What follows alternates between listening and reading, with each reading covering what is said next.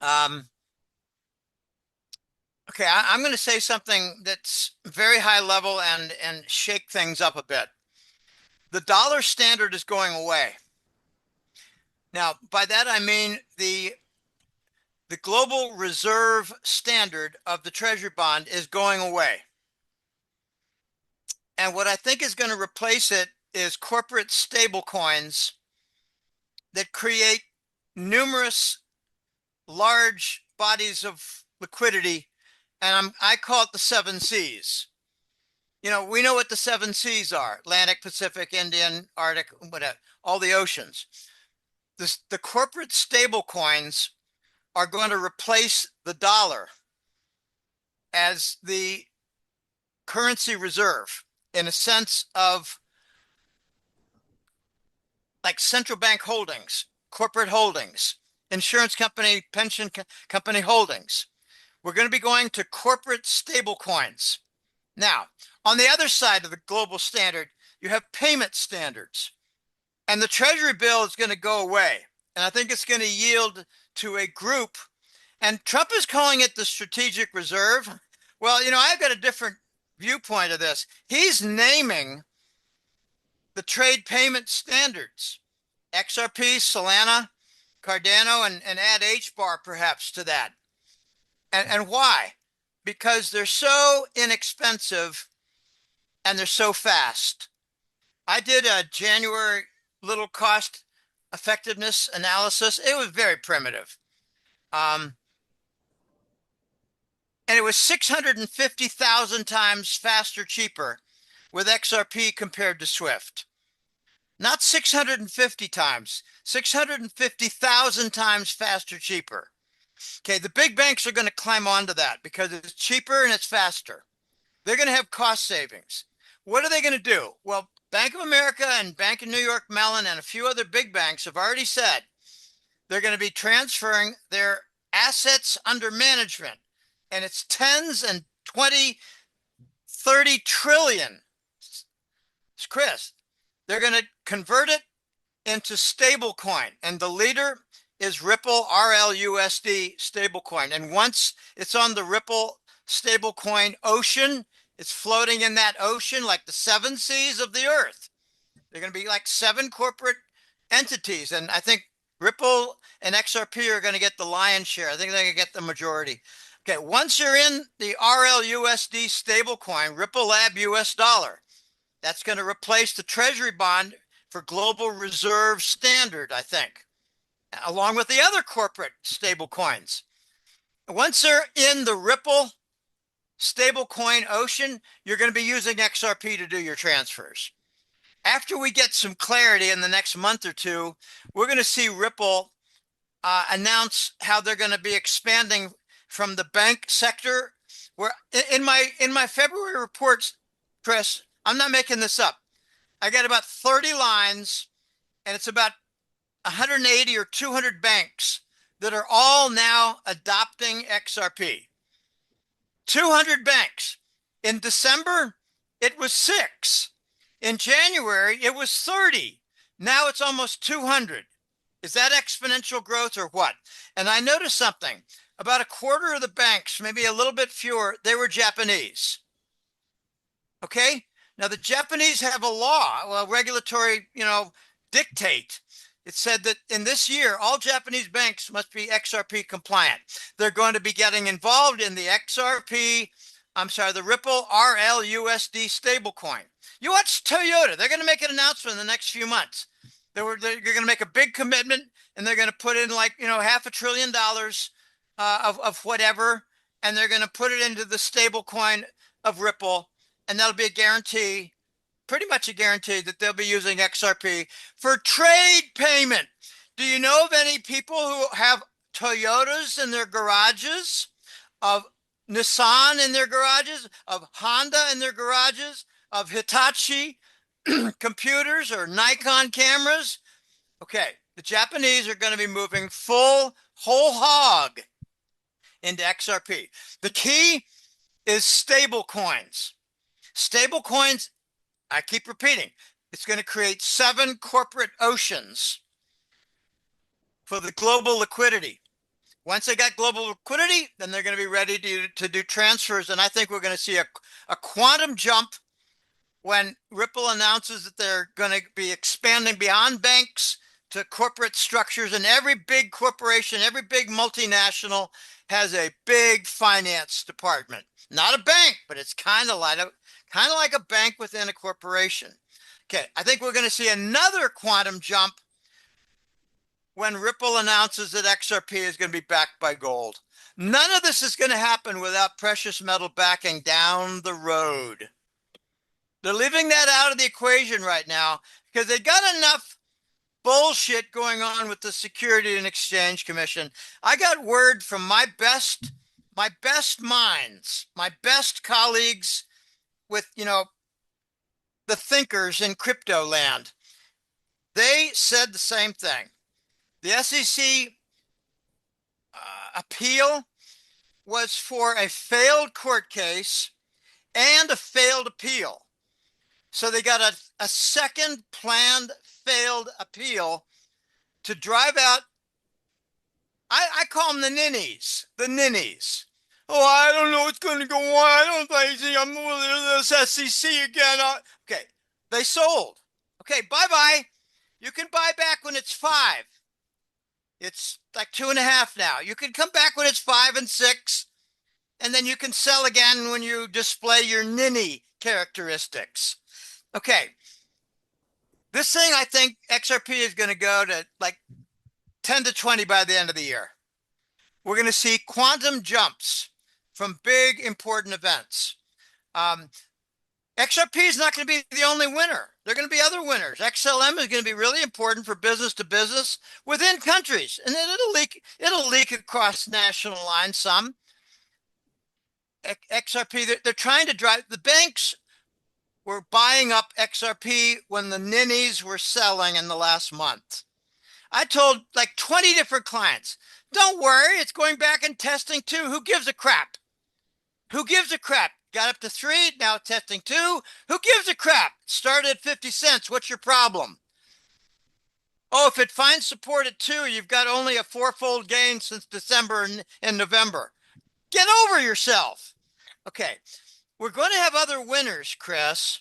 I think Cardano with its, I don't know a lot about Cardano, but every time I read Cardano, I hear the best security characteristics of crypto. Elon Musk is like dumping on Bitcoin. He's trying to convince. Did you notice in the crypto announcement by Trump, Bitcoin was an afterthought? Oh yeah, and Bitcoin would be involved. Oh, it wasn't in the first 50% of his announcement. So he's moving away from Bitcoin because it doesn't have any IP, intellectual property. It doesn't have contracts. It doesn't have partnerships. Doesn't have adoption. Oh, XRP's big advantage is on-demand liquidity. On-demand liquidity. It means you can never choke on something that's too big coming down the line. I'm putting it in, layman's parlance. These are exciting times, Chris. And, for people who say, oh, I don't like crypto, there's nothing behind it. Those are your stupidest guy in the room. That's your stupidest guy. There's nothing behind it. It's just, right. I don't know what intellectual property is. I don't know what partnerships are. I don't know what the new digital architecture is all about. There's nothing behind it. Okay, you're the dumbest guy in the room. Go to the back of the class and you can buy into it when it's 10 times higher, and you realize how stupid you've been and how stubborn you've been. Okay, this is going to be Tim, really I just exciting. appreciate you even had a new facial gesture to demonstrate visually how you feel about people that are I'm an like indie. I that. don't know anything about intellectual property. I don't know what corporate partnerships are all about. Okay, these are your dumbest people in the room. Don't listen to them. Okay, XRP is like a second chance at Bitcoin that went up. It didn't go up just 1,000-fold. I remember when it was 100. Oh no, that's 1,000. What am I saying? It went up 1,000-fold. I think XRP is going to go up several hundredfold from its 50 cent base. I mean, I know it went up to 2 and went right back down. That's from the SEC frivolous bullshit. Okay, Trump is about ready to announce, I believe, an SEC chairman, and push aside. What's really going to happen. The big banks are going to say, "All right, Donald, we've got a good batch of XRP now. You can let it run." We scared out the ninnies. The ninnies sold between 3.2 and 2.0. We got rid of the ninnies. Those dumbasses who didn't figure out that we have an appeal on a failed case with a failed appeal. Right. When I heard about the failed case and a failed appeal and a new appeal, I thought, wow, how obvious is that? What I'd like to see Trump do now is say, we're going to end the lawfare prosecution against Reggie Middleton. It was last summer. I had a little item in my newsletter for helping Reggie Middleton because they're trying to steal his intellectual property. They need to stop what they're doing with Reggie Middleton and enable him to become a major leader and intellectual property holder for the next generation, because Wall Street is trying to steal his IP. And I think we need some vengeful legal reaction to restore Reggie. Because, we got an entire revolution in finance coming. You better be on board with it. It's kind of like, I heard this analogy, Chris, and it's really quite strange. Well, I don't like those automobiles. They're smoky and they're loud. And, if you have an accident, all that glass will cut your face. So I'm sticking with my horse and buggy. How'd that work out? Well, there'll still be a market for buggy whips. Don't worry. No, there'll be a market for tires, cars. Okay, you get with the change. I don't like email. I think it's really weird. That's my dad, okay? That's my father. My father, a brilliant literature guy in Who's Who.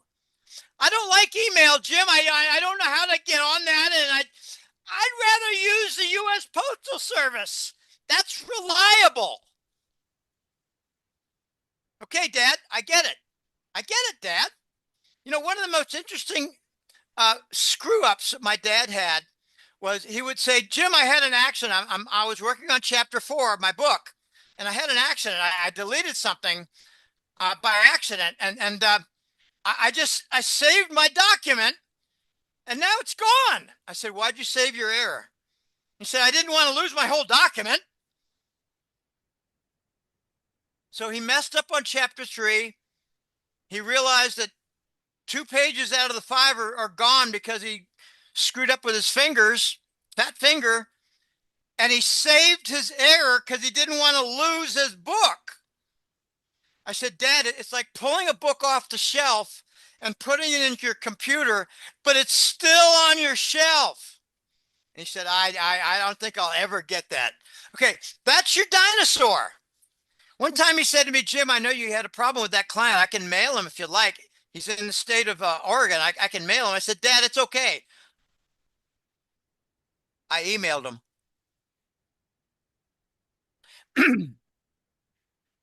Okay, you get with the technology transfer or you get left behind.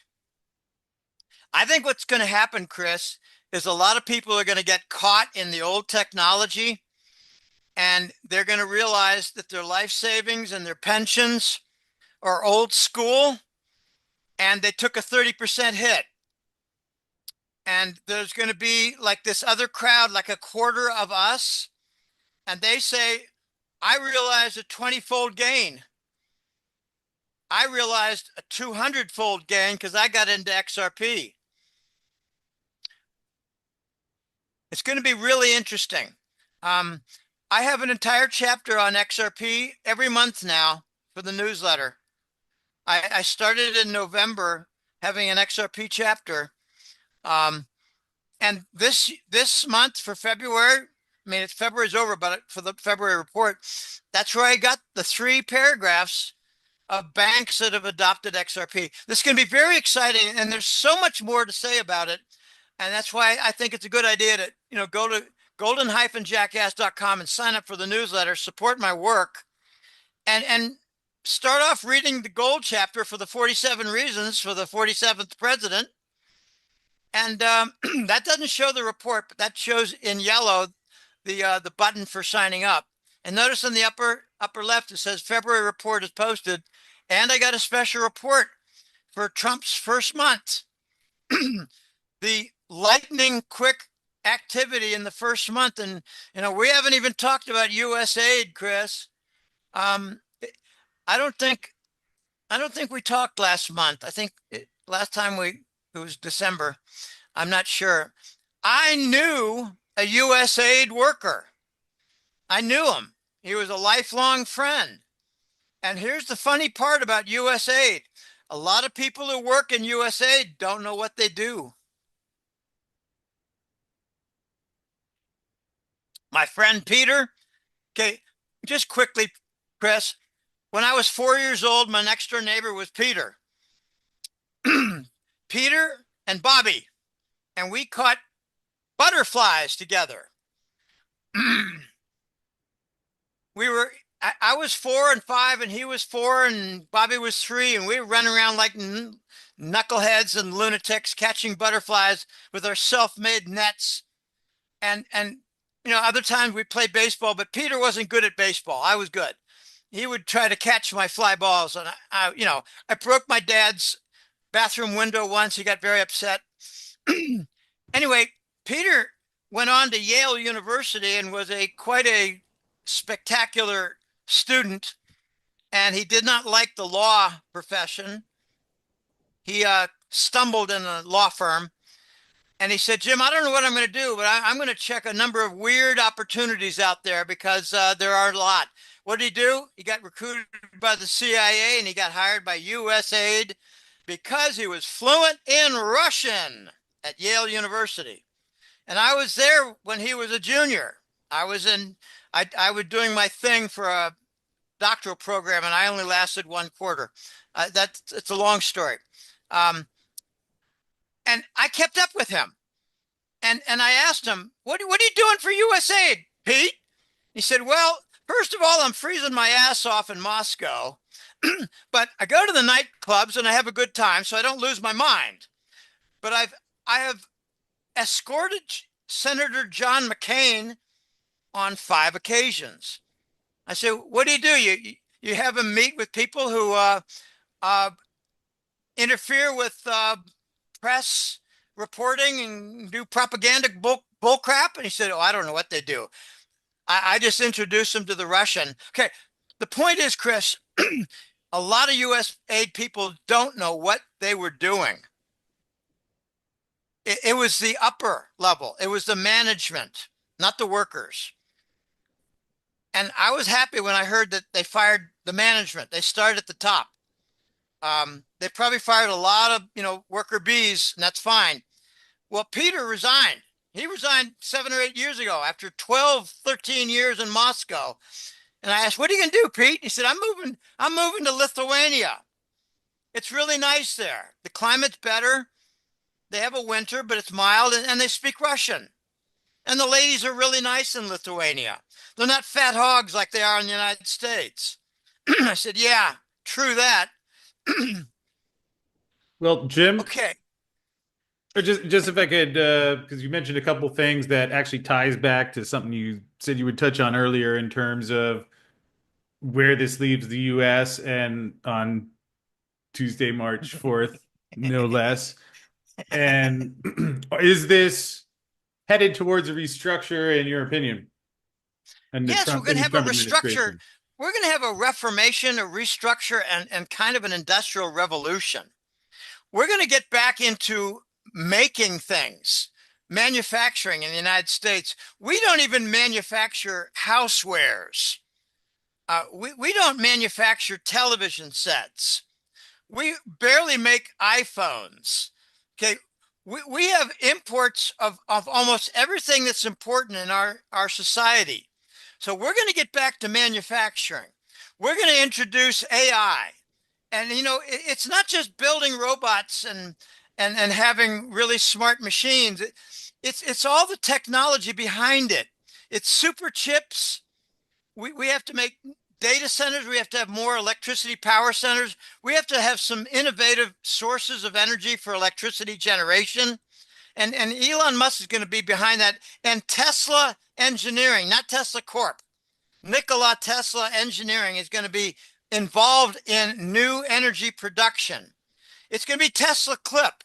We're going to have revolution, Chris, at the household level in neighborhoods. You're going to have a Tesla Clip for an apartment building. You're going to have a Tesla Clip, a bank of Tesla Clips for powering 30 or 40 homes in a neighborhood, in a condominium, what do you call it, subdivision. We're going to get back to manufacturing. We're going to we're going to eliminate sabotage of the U.S. economy and work toward constructive U.S. economy ventures. We're going to have foreign direct investment with the money coming back. And we're going to have a risk of inflation when those treasury bonds come back, unless they're for productive capacity. And we're going to have a lot of productive capacity. We're going to have incentive for productive capacity. And we're going to be on a gold standard that's going to result in very little in price inflation. What we have a challenge for now is we need to retrain our young people, because they don't know shit from Shinola about math and science. They couldn't do an integral to save their soul. They couldn't do a closed circuit diagram to save their soul. Jim, They maybe know video we'll games, they know cocaine, and they know welfare from the government because they're screwed up in their head. We need to train our young people because we're in trouble. well, yeah, maybe it's time for the repatriation of Jim Willie, and we could get you here educating our finest minds. I mean, Jim Willie and children, I'm going to be natural winding combo as far as I can see. I'm going to be winding down, Chris. I'm tired. I tell you, I'm going to be going a little bit longer. I don't know, a couple of years, 3 or 4 years. I'm still going reasonably strong, but I'm getting damaged by dark, occult, evil forces. I'm being damaged, and I keep going. I keep going, and I get a lot of Christian prayer and aid, Christian aid. And they're wonderful. I need to call a certain lovely lady right now who's helped me a lot, because I'm dealing with something right now on two fronts. Two big costs. I don't want to go into the details. We need to get back to putting a 4-year requirement in high school for math. We dropped it down to 2 years. How do we compete with that, Chris? We don't compete.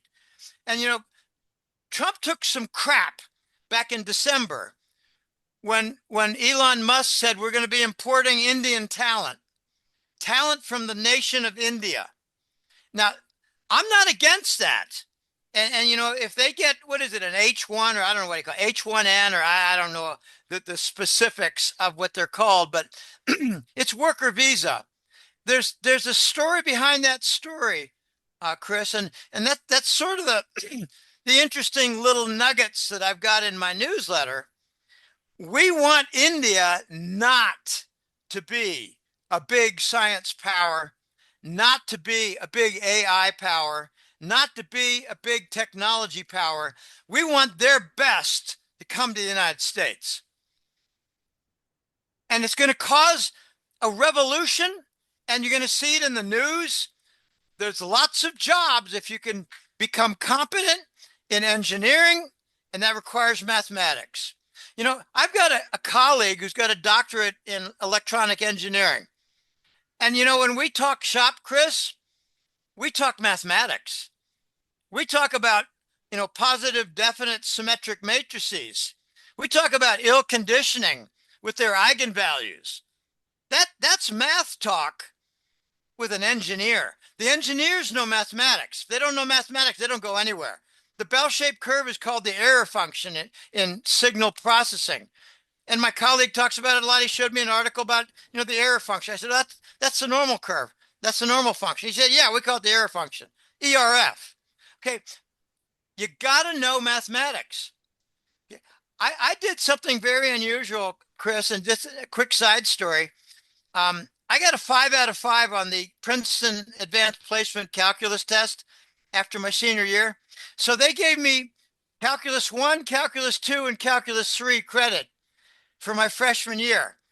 And I said, I don't want credit for Calculus 3. I haven't taken that. And they said, well, you got a 5 on the Princeton test. I said, I don't give a crap. I haven't taken that. I want to take that course even though I have credit for it. Well, that's a first here at this university. I said, I don't care about your rules. I want to take calculus 3. I want 3D calculus and, acceleration curves and, surfaces and integration over surfaces and polar coordinates. I haven't taken that. Okay. And that's what I took my first semester in college, a course that I had credit for. Okay. Matt, we need math love. We need love of math. We don't need love of corn flakes. No, what do you call it? Corn chips and potato chips. Okay, we got overweight kids who don't even have phys ed anymore. I loved dodgeball in 3rd and 4th, 5th grade. I loved it. Dodgeball.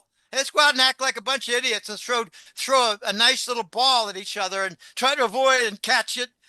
You catch it, the other guy's out. It hits you, you're out. If you dodge it, you keep on going. That was a lot of fun. Well, the fat kids don't do that anymore, Chris. We need to get back to phys ed. We need to get back to science. We need to get back to math. That's what we need to do. Or else we're not going to be able to compete. We're going to be importing talent, and they're going to be living in the good neighborhoods. And the dumbasses who didn't take their math and science, you're going to be the workers who get pushed out because you haven't kept up, and you're going to be living in a crappy little apartment. All right, Jim, I think we're clear on the dodgeball history and other relevant details there. Although, as we're just about coming up on our time, I mean, you've touched on gold and silver a little bit, but I wanted to give you the last couple of minutes. Obviously, we've had the spreads, the EFP spreads surge. We've seen lots of signs of stress. We have the Bank of England saying it takes 4 to 8 weeks to give you your metal. Then they send this guy Dave Ramsden out there that I don't know how many people's concerns he settled down, but anything gold and silver that you would like to share here before we finish up? I got 47 reasons why gold's going to go up.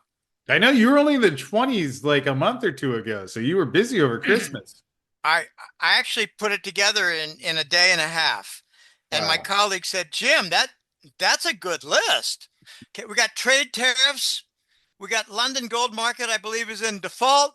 We got multiple leasing. They call it rehypothecation, so you don't know what the hell they're talking about. It's multiple leasing. You got a mad scramble to replace gold in the bullion banks because they did the multiple leasing. You got corrupt gold by the big banks, corrupt gold leasing. Leasing is going to be very big, multiple leasing. Do you remember in 2008, we heard about the mortgage electronic registry system, MERS? That was to prevent and to manage the titles for mortgages so that only one mortgage bond had one secure stream of mortgage payments. Well, it was 2.5 average. We've got something like 10 or 15. You might have a better number than me. The leasing and a multiple basis is corrupt, and that's causing a scramble now. We got to search for U.S. government fraud. We have lost faith in the fiat currency system. They got to be backed. We got sovereign bonds in Europe and the United States that are considered trash. You got a mandatory audit of the gold reserves. You got a risk of exposing fake gold bars. I think they might find some fake gold bars and make a big deal about it in Fort Knox, but they won't say it's a majority. They might lie. We're going to have monetizing the asset side of the U.S. government. We got an acceleration of federal deficits. We got a systemic collapse where people are now seeking portable wealth. We have the wealthy now, Chris, and you know this better than me. You know the gold market better than me. We have the wealthy scrambling to get the gold because they're afraid that the banks have laced it out and they don't have their gold no more. This is going to get wild. It's not just the audit of Fort Knox that's caused this. It's the big bank insolvency. It's the rejection of the Treasury bill by the BRICS nations. They don't like the Treasury bill for trade payment. They want something real. They don't want toilet paper. I think President Trump needs a short education on what legitimate currency is all about and how he needs to stop weaponizing the dollar. He has not stopped the weaponization of the dollar. And it's sad. Okay, I got only down to about 8 or 10 of the reasons. I have 47 of them. Sign up for the newsletter. I bet you could get to them all. 50 by the weekend. Well, I could. The trouble is that they really look like number 22 and they look like number 19. They overlap, Chris. No doubt they overlap. And Hollywood is saying got silver. I can see it right behind you. That's Hollywood. They're wondering, okay, we got a big silver deficit going on in industry, and this is not going to last much longer. I want to see an explosion in the gold market, a revaluation, and then silver follows in the next 2 or 3 weeks. There's no way. I'm very surprised that we're not above 40 right now in silver. They're just doubling down, then doubling down again on their corrupt naked shorts. You know this better than I do, but they're running out. The deliveries are out of this world. They're like 4 times multiple of what happened in January. That was the result of February. We had the first day delivery in March that set a record, and it's on pace for being multiples of what February was. This is exciting. We're about to break the gold and silver markets. We're about to break it. And you know, in Trump's tariff talk, he never said England will have a tariff. He never said that. So that's a false premise for the gold leaving London and coming to the New York sites and vaults. He never said he's going to slap a tariff on London gold. Never said that. You don't put a tariff on the British crown. This is going to be exciting. I am really jazzed at what's coming up in the next several months. And what else can I say? Go down the list here. I don't want to get, that's too big. The silver industrial demand shortage is annual. Silver is the Achilles heel. We're going to have a silver cartel. I'm pretty sure about it. Okay, just look at the war of words with Mexico.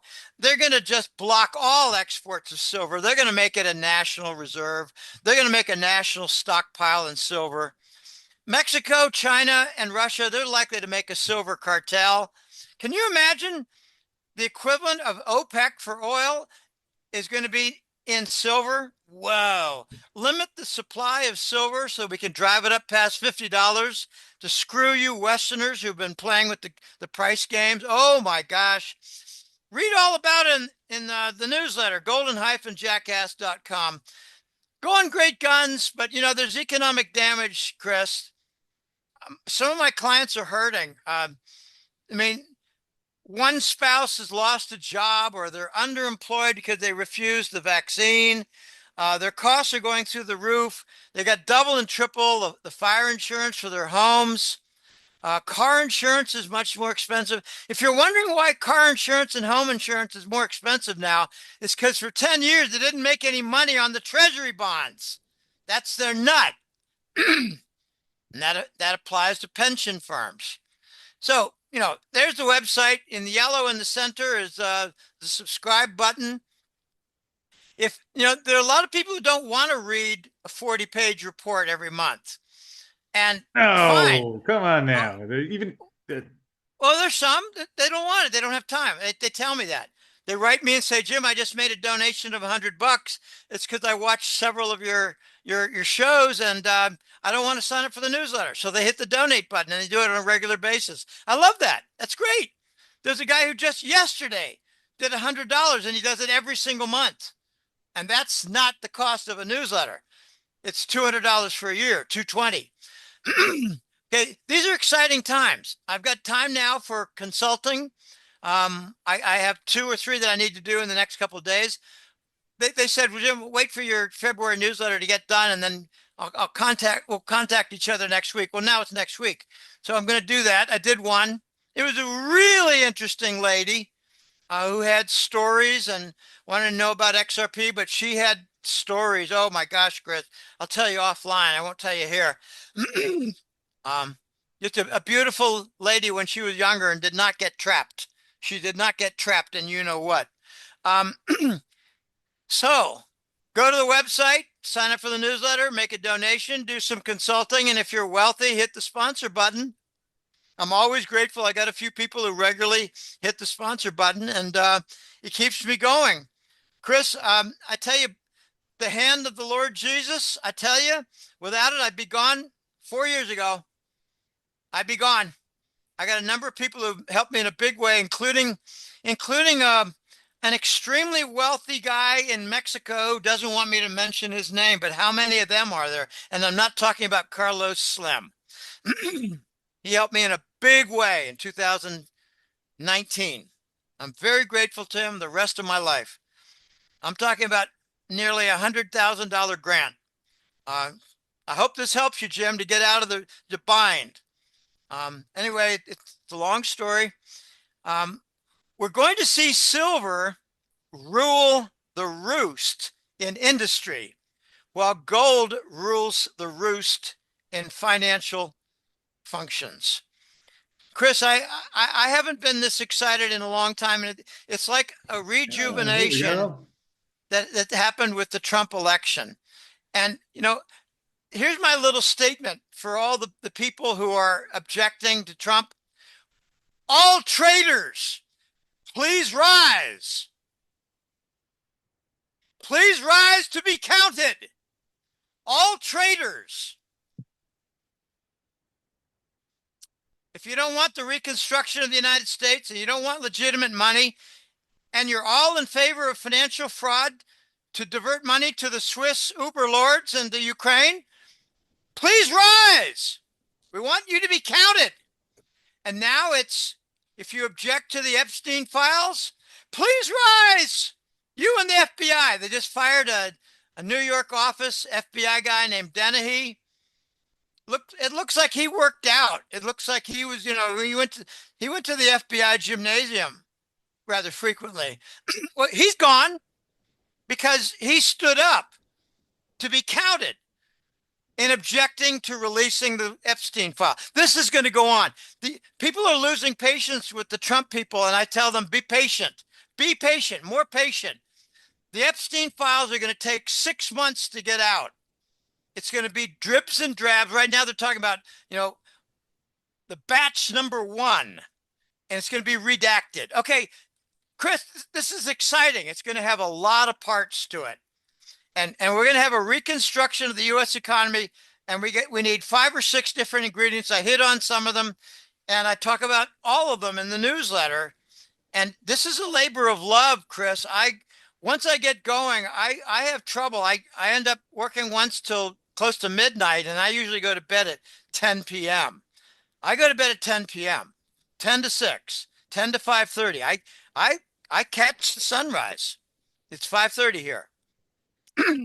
Well, Jim, I sure appreciate that you're up there every day doing your thing. It was nice to hear what you mentioned of some of the people that been able to help you out along the way, and I hope not. Well, I hope you realize how loved you are by a lot of people on this planet. So I won't make you answer that, but there are a lot of people who care about you, and I'm glad helping in some ways to get you through. And I'll just mention one more time, as you said, that all of this is at golden-jackass.com, which is in the description field right there below. So you don't have to type the darn thing. Just go there and click it. And Jim, it sounds like your February newsletter, even we're already in March, but it sounds like it will be hotter than Costa Rica with Jim Willie on the beach. And that's quite hot as I hear it. It's not hot here. At least we did have one viewer asking if you were accosted by any women at your college football bar, but hopefully you're resting up in the off season. That's college football, and I didn't even go there for the Ohio State Championship, my alma mater, 1973. I went to a Rose Bowl in 1971, Chris. 1971. We played Stanford, Ohio State. I tell you, the most exciting sporting events I've ever been to in my life is Ohio State football at the Horseshoe in Columbus, Ohio. It is an electric atmosphere. Jim, we got to get wrapping up here. Although I might add that if anybody wants to call and hear stories about Jim Willie's childhood or college football escapades, you can always hit that consulting button right there and talk with Jim yourself. He's a great man as he appears on TV. So, Jim, thank you, my friend. Appreciate everything you shared. And like you said, it is an exciting time. So we will make sure to catch up with you again soon. But I hope we'll wrap up for now. And thank you as always. All right. It's always great to be on with an extraordinarily handsome host. Well, thank you, Jim. We'll talk to you soon, buddy. All right, bye now.